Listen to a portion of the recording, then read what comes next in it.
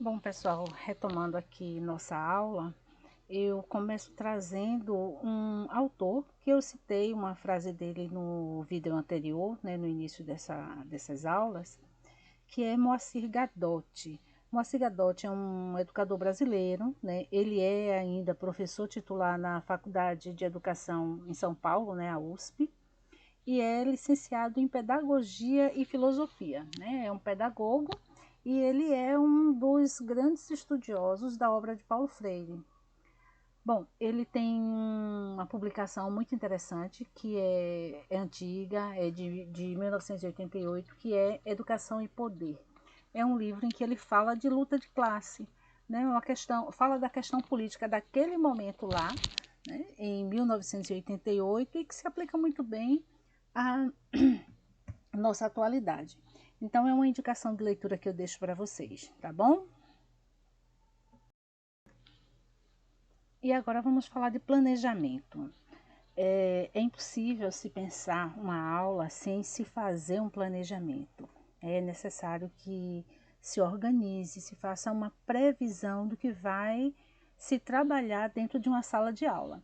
Aí eu trago uma questão, né? Nós vamos dar aula ou vamos possibilitar novas reflexões e plantar desejos de pesquisa? Desejo de pesquisa, desejo de docência, desejo de relação professor-aluno. Na verdade, é para que a gente pense sobre essa colocação. Dar aula não se faz mais como fazíamos antigamente, em que o professor de fato dava alguma coisa ou vendia alguma coisa.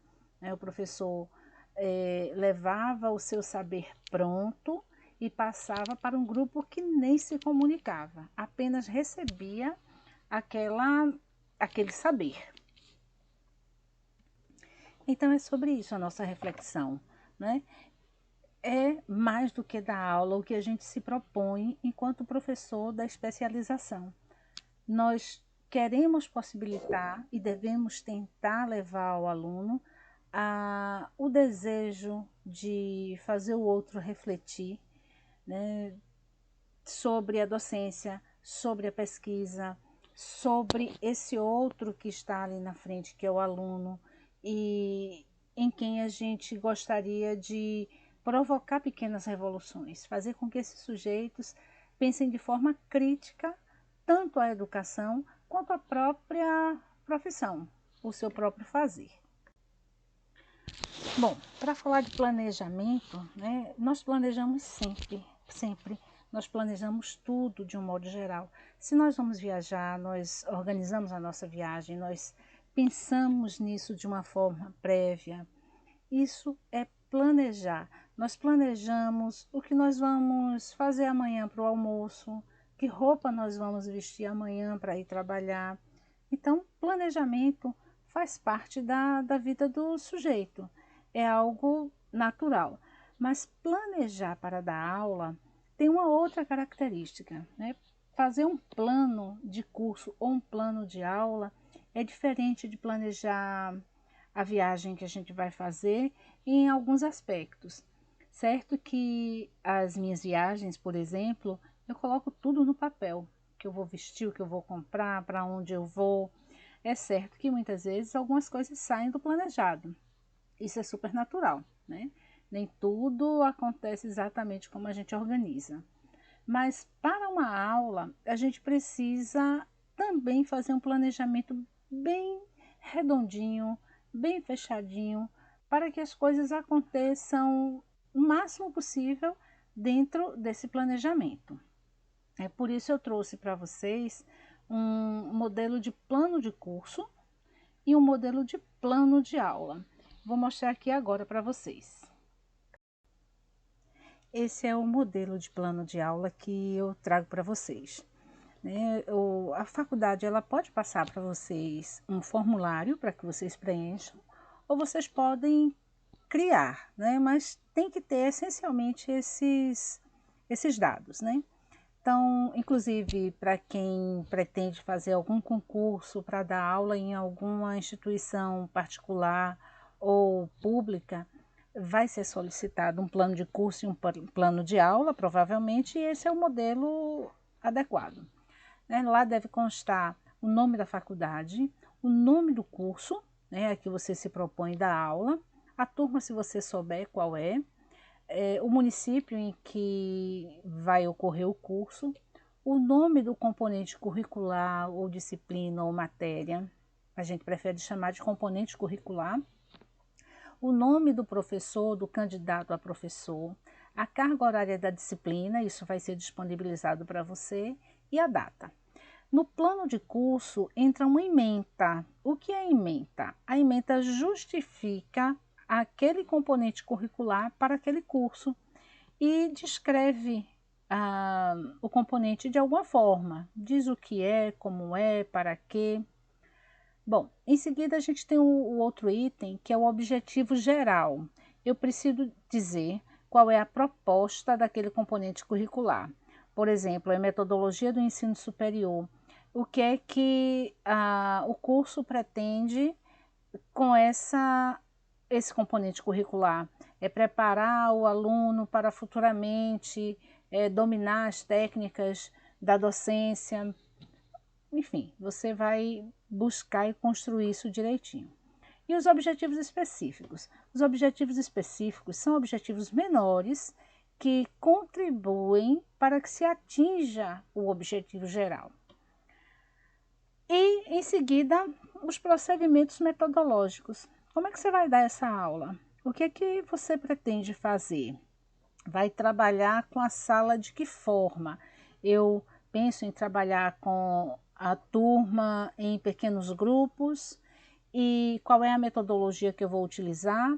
Eu vou utilizar metodologias ativas, eu vou trabalhar com aula expositiva, eu vou fazer trabalhos com interação dos sujeitos dentro do grupo. Eu preciso definir isso, né? Em seguida, eu vou listar os conteúdos para aquele curso. E isso eu não vou criar, né? O conteúdo a ser trabalhado, isso vai ser fornecido pela coordenação, tá? Bom, depois eu tenho que pensar como é que eu vou avaliar esse grupo. A partir do trabalho que eu fiz, qual é a melhor forma de avaliar?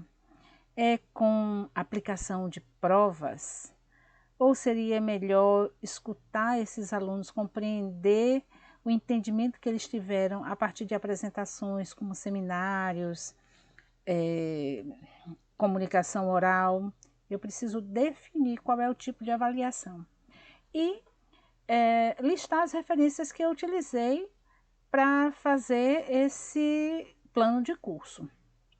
O plano de curso ele vai ser entregue na coordenação e a coordenação utiliza isso para acompanhar o trabalho do professor.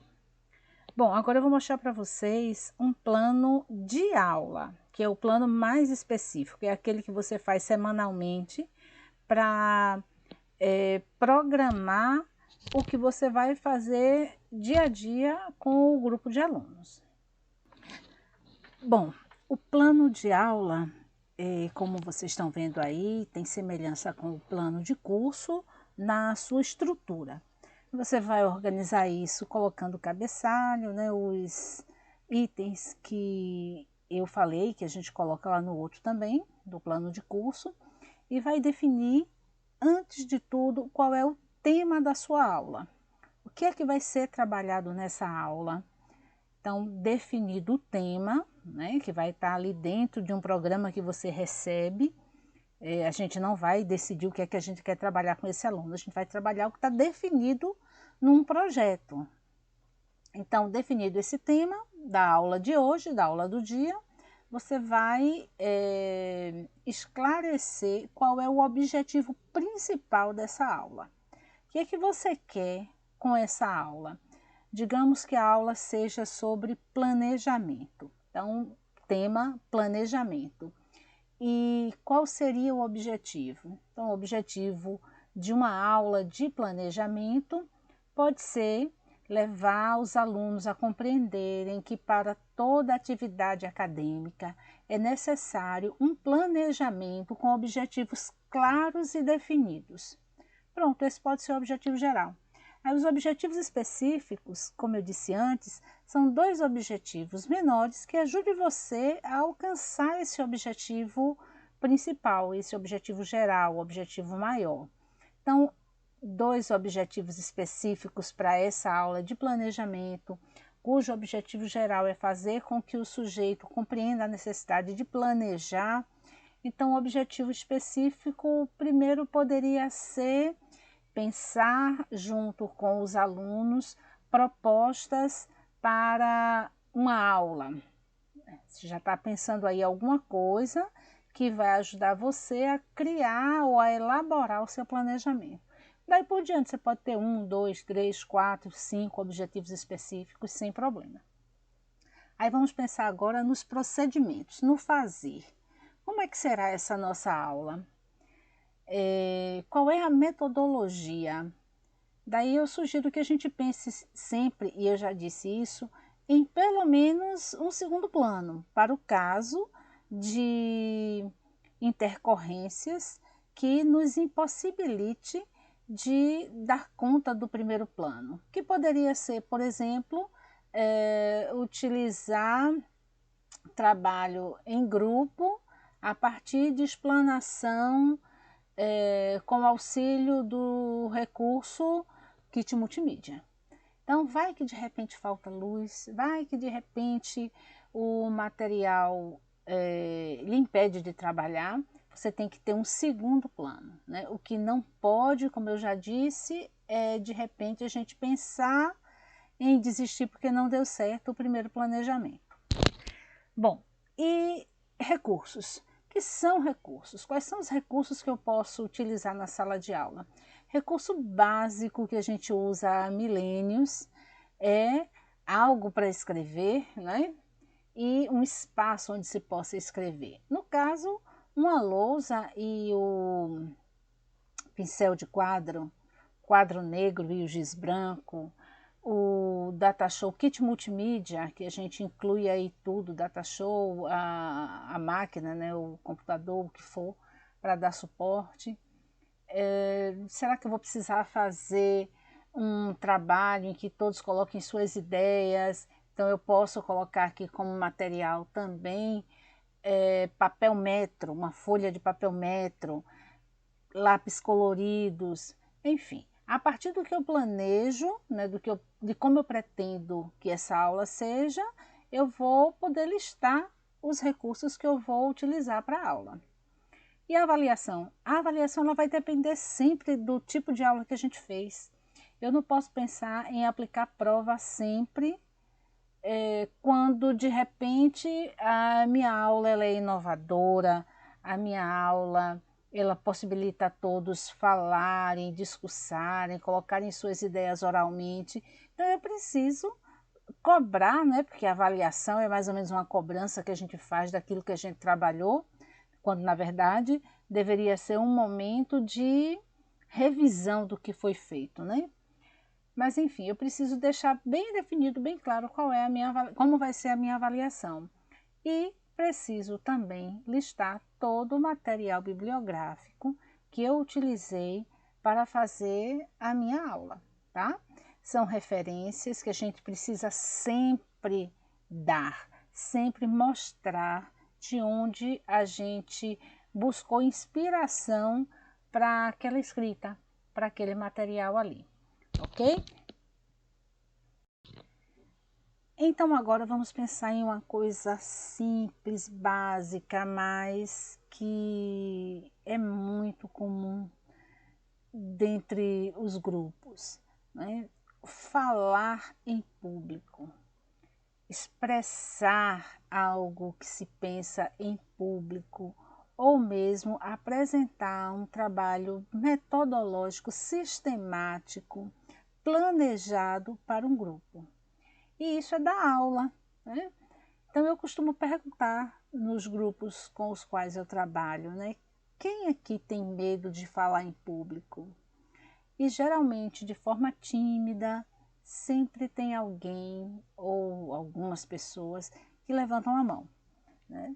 Pessoas que relatam que gostariam de falar na sala de aula, que às vezes têm perguntas ou contribuições a fazer, mas que não se sentem à vontade pelo medo de falar em público, pelo medo do olhar do outro, da forma como o próprio colega vai entender a sua fala, e por isso também tem muito medo de apresentar trabalho. Imagine dar aula. Para a pessoa que tem medo de falar em público, dar aula pode ser uma tortura, mas a gente tem técnica, a gente tem dicas para dar para quem pensa, para quem deseja dar aula. Então, algumas coisas ajudam, né, complementam a nossa condição, as nossas habilidades, ou nos faz construir habilidades para dar conta de dar uma aula, tá? Então agora vamos falar um pouco sobre uma aula com apresentação de slide. Pode ser uma aula, pode ser algo mais próximo de sua realidade hoje, pode ser a apresentação de um trabalho, de um seminário, de uma comunicação oral. Então tem coisas pequenas, simples, que às vezes se configuram em erros grandes num momento desse, né? Então, como vocês estão vendo aí na tela, se for apresentar uma aula, né, ou um trabalho, uma comunicação oral, um seminário, utilizando o DataShow, lembre que a tela que você está apresentando, ela precisa ser simples, bonita, completa, mas simples. Algumas pessoas, às vezes, insistem em produzir material extremamente complexo, sabe? Com muitos desenhos, com GIFs em movimento, muitas cores. E nesse ponto, o menos é mais, é o mais adequado. Significa dizer que ao apresentar um slide, eu preciso sintetizar a minha fala também. Imagine se tudo que eu estou conversando com vocês aqui agora estivesse escrito em um slide. Não precisaria de minha fala. Eu não precisaria ir para a sala de aula, seria só mandar os slides, né? E pense em quanto é, muitas vezes, maçante assistir uma aula ou a apresentação de um trabalho cujo autor está ali o tempo inteiro fazendo leitura. Não dá, é cansativo, né? Outra coisa muito importante é o tempo que se usa, né? O tempo que a gente leva em cada lâmina, em cada slide. Isso precisa ser sintético. Eu preciso sintetizar minhas ideias, preciso não poluir tanto a imagem que vai estar ali sendo levada para vocês, ou para o público, na verdade. Eu preciso também ter uma atenção especial para a correção.